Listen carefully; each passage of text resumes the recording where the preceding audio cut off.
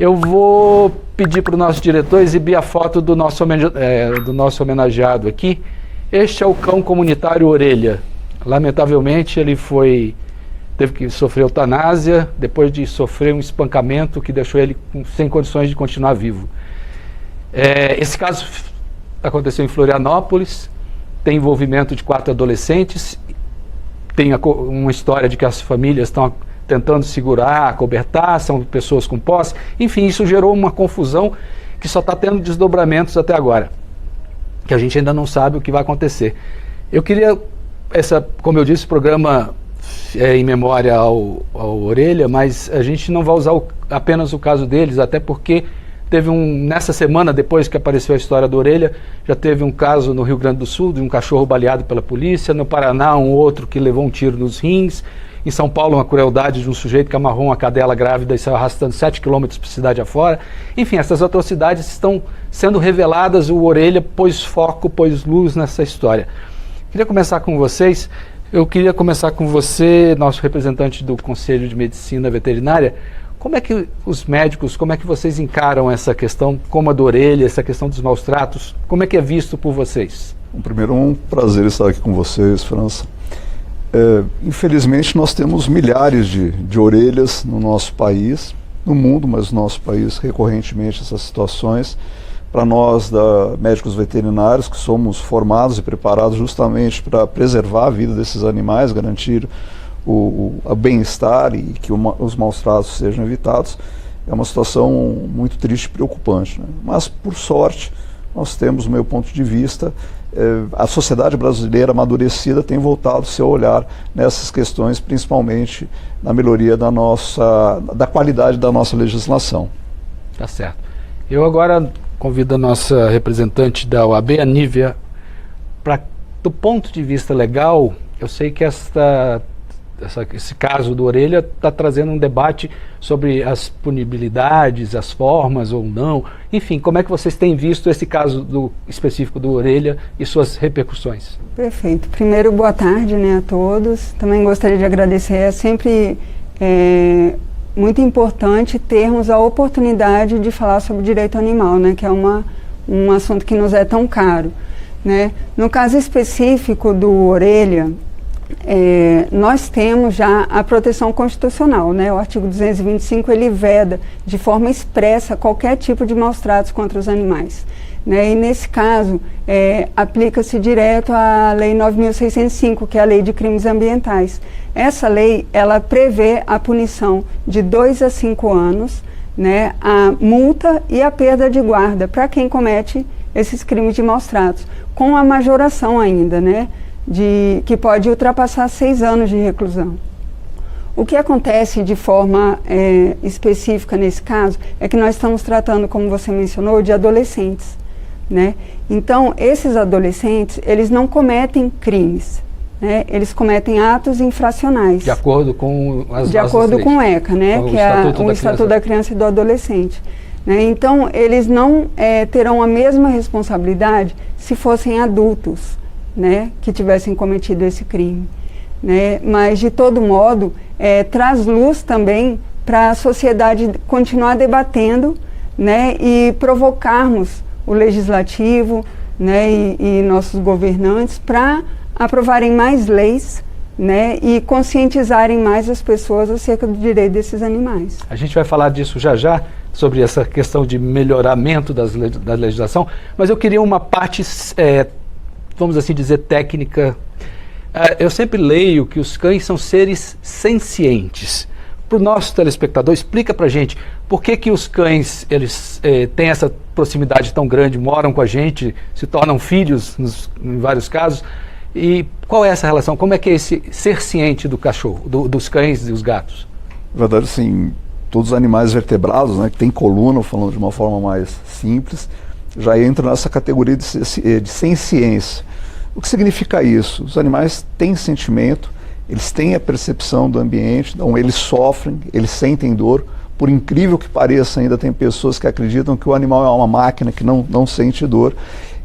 Então, essa característica desse grupo dos animais sencientes é justamente animais que eles têm a capacidade de ter emoções, de ter sentimentos, de sentir a dor, a percepção do meio ambiente. E nesse sentido, obviamente, o cão sofre nesses atos de crueldade, de maus tratos. E se você me permitir, França, eu gostaria de fazer um gancho que eu acho que é muito importante com o que a doutora falou, porque se nós temos as leis, nós temos que criar uma situação, nesse caso especial do Orelha e de outros, que a gente tenha uma cadeia de custódia. O que quer dizer? Que a gente possa fazer um processo investigativo, porque é um crime, aí a doutora, por favor, complementa, e muitas vezes esses atos, eles ocorrem, mas nós não conseguimos garantir a prova pericial, ou garantir que essa situação ela possa ser instruída pela polícia e depois, posteriormente, pelo juízo.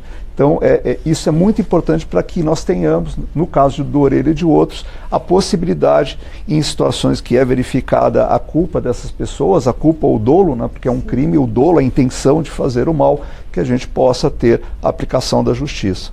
Tá certo. Eu vou usar essa sua fala como gancho para um dado que saiu pouco antes da gente começar nosso programa. É importante dizer para o telespectador o seguinte: esse programa foi pensado no ano passado, em dezembro do ano passado. A gente não tinha a menor ideia que ia acontecer uma tragédia como essa com o cão Orelha, que teve uma repercussão.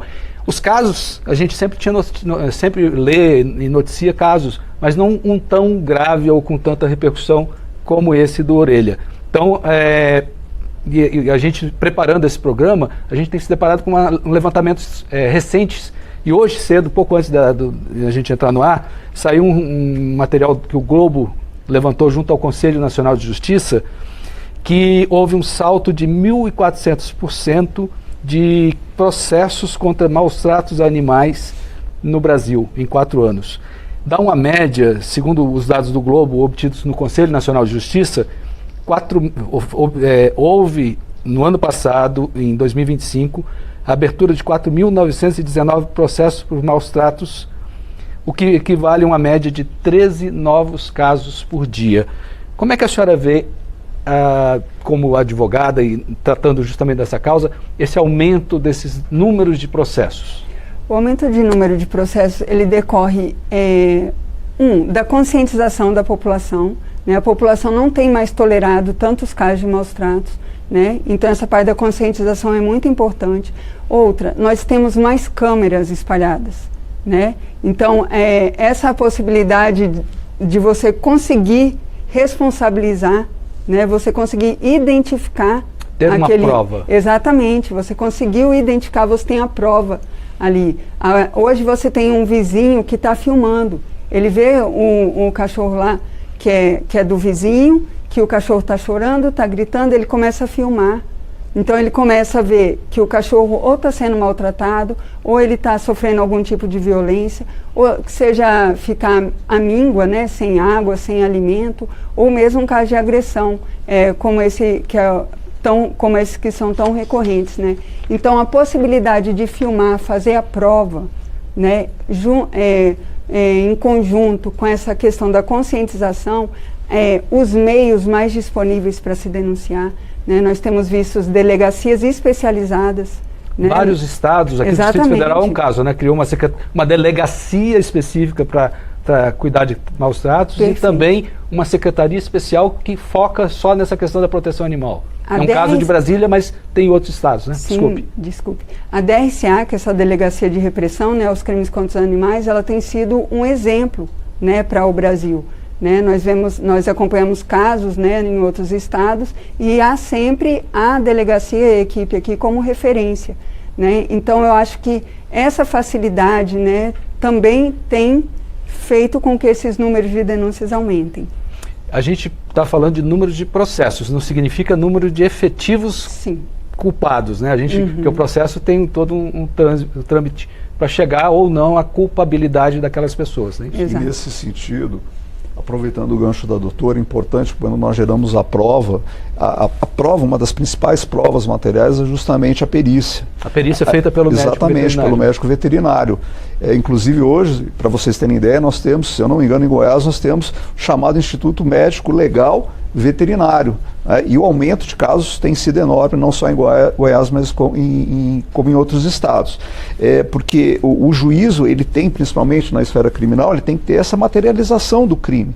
E o corpo de delito, né, que é justamente esse exame do animal, o que foi feito, o que motivou, inclusive no caso da orelha, a que esse animal passasse por uma eutanásia, porque ele já não tinha mais condições de qualidade de vida, tudo isso constrói e instrui o caso para que a gente efetivamente tenha a punição, obviamente, se for, né, houver a responsabilização dessas situações. Então, a importância aí, né, nesse sentido, do profissional médico veterinário, de compor essas forças policiais, que muitas vezes elas são carentes em relação a um profissional preparado para isso, e a delegacia, o delegado ou o juízo, na maioria dos casos, infelizmente, no Brasil, ele acaba contando com apoio, ou não tem um apoio do perito, que inclusive o perito criminal concursado, que garante essa cadeia dentro desse processo judicial. O senhor trouxe uma informação que eu desconhecia desse Instituto Médico Legal, mas é bastante importante saber que já há esse tipo de mobilização pelo país. Eu vou chamar o nosso convidado que veio participar conosco hoje, que é o deputado Ronaldo Nogueira, que representa o Republicanos pelo Rio Grande do Sul. Antes, porém, eu quero convidar você, nosso telespectador, envie para nós sua colaboração pelo WhatsApp, anote aí, 61996202573. Conto com a sua participação. Deputado, seja bem-vindo ao Participação Popular. Obrigado, sempre é um privilégio participar com vocês da programação, e principalmente hoje, que é tratado de um assunto tão importante e necessário chamar a população, a sociedade para discutir um tema tão relevante. O senhor é autor do projeto de lei 4.134, que foi protocolado aqui na Câmara, deu início aqui na Câmara no ano passado. Pela proposta, ela endurece as punições para crimes de maus-tratos contra animais quando praticados com requinte de crueldade. Essa sua proposta de lei foi anterior ao caso do Orelha, mas casa certinho com esse caso que está comovendo a população brasileira, não é isso? A motivação da apresentação desse projeto de lei ainda no ano passado, ele se baseia em princípios da minha fé, porque o Brasil, que é um país que se diz majoritariamente cristão, mas pelo que se vê, esses cristãos brasileiros não leem a Bíblia, porque uma das recomendações bíblicas é cuidar da vida dos animais. Fala, galera da Folha TV, não se esquece de se inscrever aqui no nosso canal para assistir programas como Folha Notícias Manhã, Folha Notícias Noite, o nosso Folha Entrevista e o nosso Barzinho das Meninas. Muitas coisas bacanas a gente acompanha por aqui e a gente precisa muito, muito do apoio de vocês para nosso trabalho jornalístico, investigativo, de curadoria de conteúdo, com vocês ajudando no nosso Pix, folhademocrata@gmail.com, ou mandando superchats, valeu demais, e os recursos financeiros, tornando-se membro do nosso canal, no nosso curso de jornalismo básico, para você ficar muito bem informado a respeito de tudo. Queridos e queridas, muito obrigado pela presença de todos vocês. Vida longa e próspera. Cuidem-se, cuidem dos seus, e não esquece de se inscrever aqui na Folha TV. Até mais!